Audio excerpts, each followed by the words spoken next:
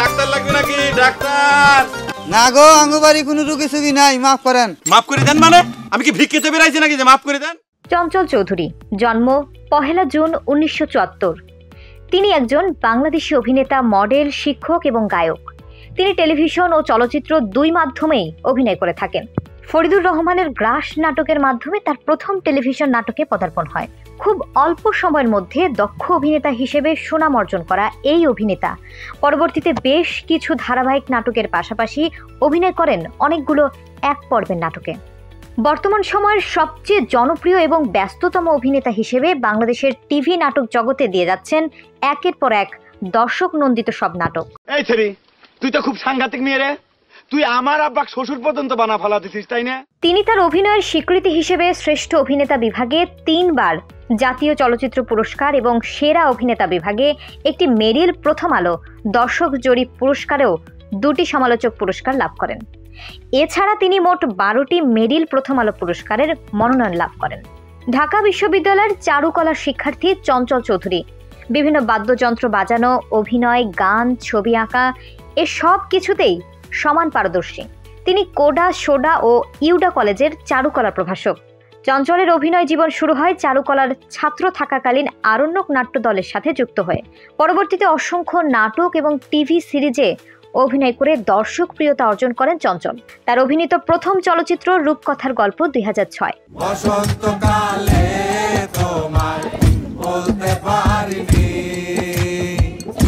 এছাড়া তিনি মনপুরা 2009, টেলিভিশন 2013, আয়নাবাজি 2016 ও দেবী 2018 চলচ্চিত্রে তার অভিনয় নৈপুণ্য প্রদর্শন করে দর্শক ও সমালোচকদের প্রশংসা লাভ করেছেন। চঞ্চল চৌধুরী বাংলাদেশের পাবনা জেলার সুজানগর উপজেলার নাজিরগঞ্জ ইউনিয়নের কামারহাট গ্রামে জন্মগ্রহণ করেন। তার পিতার নাম রাধা গোবিন্দ চৌধুরী এবং মায়ের নাম নমিতা চৌধুরী। তিনি গ্রামের স্কুল কামারহাট সরকারি প্রাথমিক বিদ্যালয় থেকে প্রাথমিক শিক্ষা এবং উদয়পুর উচ্চ বিদ্যালয় থেকে মাধ্যমিক এবং রাজবাড়ী সরকারি কলেজ থেকে উচ্চ মাধ্যমিক পড়াশোনা করেন। উচ্চ মাধ্যমিক শেষ করার পর তিনি ঢাকা বিশ্ববিদ্যালয়ে চারুকলায় ভর্তি হন।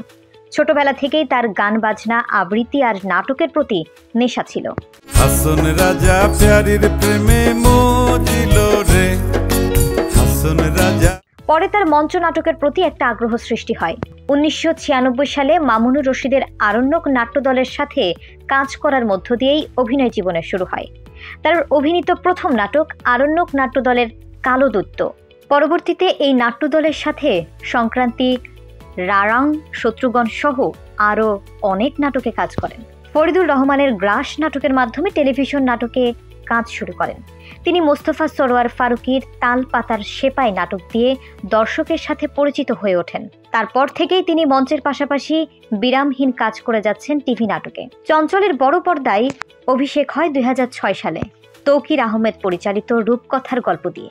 তিনি 2009 সালে গিয়াসউদ্দিন সেলিম পরিচালিত মনপুরা ছবিতে সোনাই চরিত্রে অভিনয় করেন। এই ছবিতে অভিনয়ের মাধ্যমে তিনি 34তম জাতীয় চলচ্চিত্র পুরস্কারে ফেরদৌসের সাথে যৌথভাবে শ্রেষ্ঠ অভিনেতার পুরস্কার লাভ করেন।